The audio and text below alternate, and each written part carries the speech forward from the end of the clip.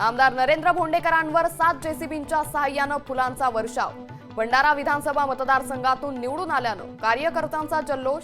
भोंडेकरांची काढली विजयी मिरवणूक।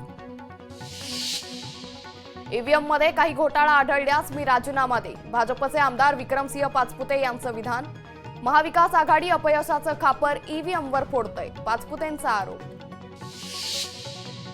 काळजीवाहू मुख्यमंत्री 2 दिवसीय सातारा दौऱ्यावर। शिंदे आज कार्यकर्त्यांच्या भेटीगाठी घेणार। एकमतानं विधानसभा निवडणुका लढवल्या नाहीत, अंतर्गत वादामुळे काँग्रेसचा पराभव। निवडणुकीतील पराभवावर मल्लिकार्जुन खरगेंचं विधान। काँग्रेस नेते राहुल गांधी आणि प्रियंका गांधी वायनाड दौऱ्यावर। तिरुवंबडी इथं प्रियंका गांधींची जाहीर सभा होण्याची शक्यता। एनबीटीचं कार्यालय मुंबईहून आता पुण्यात आणणार, माजी मंत्री चंद्रकांत पाटील यांचं आश्वासन। महापालिकेकडून कार्यालयासाठी भाड्यानं जागा उपलब्ध। मुंबई महापालिकेकडून स्पेशल अथॉरिटी स्टेटसची मागणी। नियोजन प्राधिकरणाचा दर्जा देण्याचा सरकारकडे प्रस्ताव। पनवेलमध्ये मोठ्या प्रमाणात अनधिकृत होर्डिंग्स। पळसपे फाटा परिसरात अनधिकृत होर्डिंग्स। अनधिकृत होर्डिंग्सवर कारवाई होणार का, याकडे लक्ष। रुग्णालयात रुग्णांची डिजिटल नोंदणी अद्यापही सुरू नाही। सर्व रुग्णालयांना कॉम्प्युटर दिले, मात्र आवश्यक इंटरनेट सेवा उपलब्ध नाही। मध्य रेल्वेकडून मुंबई विभागात 65 किलोमीटरच्या रेल्वे रुळाची दुरुस्ती। एप्रिल 2025 पर्यंत 126 किलोमीटरचा रेल्वे रुळ बदलण्याचं लक्ष्य। एसी लोकलमुळे नियमित लोकल रद्द। गर्दीच्या वेळेत सामान्य प्रवाशांची गैरसोय। रेल्वे प्रशासनाबाबत प्रवाशांमध्ये तीव्र नाराजी।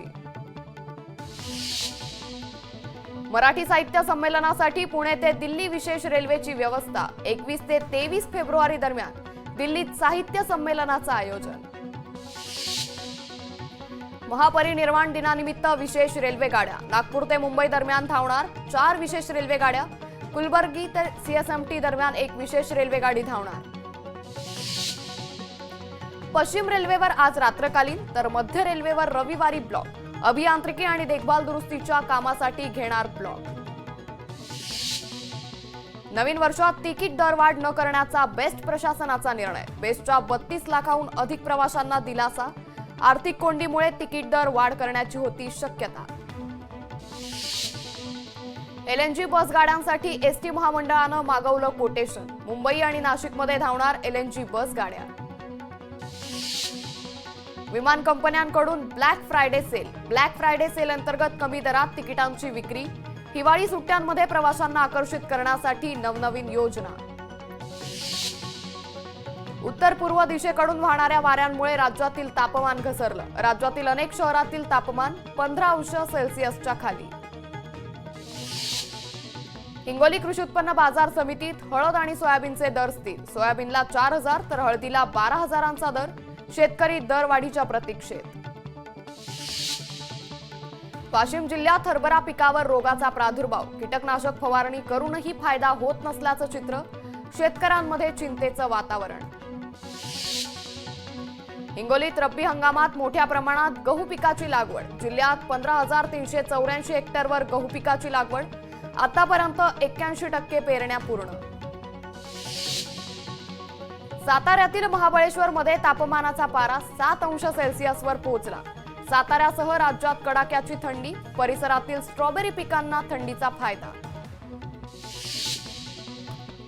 फळांचा राजा आंबा सांगलीच्या बाजारपेठेत दाखल। पहिल्या सौद्यात पेटीला 2500 रुपये मिळणार दर।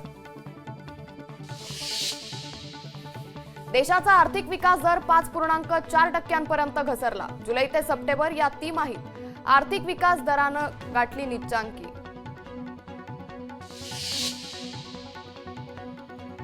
पदवी अभ्यासक्रमाचा अवधी कमी जास्त करता येणार, त्यामुळे विद्यार्थ्यांसाठी दिलासादायक बातमी।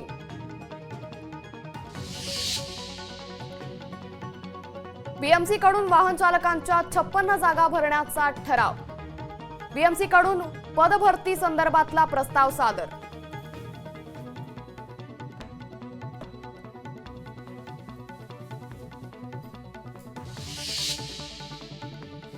आशा काळे यांना गदिमा पुरस्कार जाहीर. गदिमा प्रतिष्ठानकडून पत्रकार परिषदेत दिली माहिती.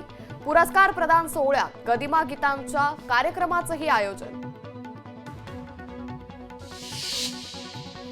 बेंगल चक्रीवादळ आज तामिळनाडू किनारपट्टीवर धडकण्याची शक्यता. तामिळनाडूतील अनेक भागांना पावसाचा रेड अलर्ट जारी. मराठी चित्रपट पुरस्काराच्या प्रवेशिका सादर करण्यास मुदतवाढ. निर्मात्यांना 27 डिसेंबर पर्यंत प्रवेशिका सादर करण्याची मुदतवाढ.